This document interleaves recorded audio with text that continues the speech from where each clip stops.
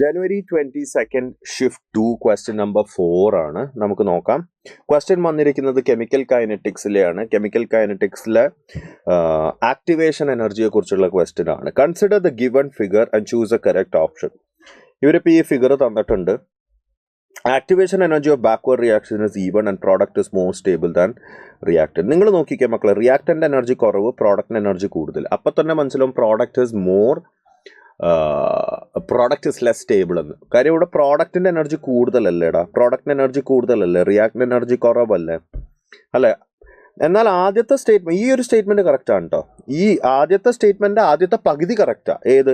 Activation energy of backward reaction is E one. അതെ, backward reaction എന്ന് പറയുമ്പോൾ പ്രോഡക്റ്റ് നിന്ന് തുടങ്ങി റിയാക്ടനിലേക്ക് എത്തുന്നത്, അതാണ് ബാക്ക്വേർഡ് റിയാക്ഷൻ. അതിന്റെ ആക്ടിവേഷൻ എനർജി എത്രയാ? ഇതല്ലേ, ഈവൺ.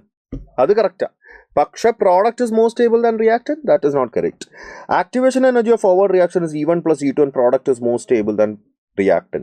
ഫോർവേഡ് റിയാക്ഷൻ്റെ ആക്ടിവേഷൻ എനർജി എത്രയാണ്?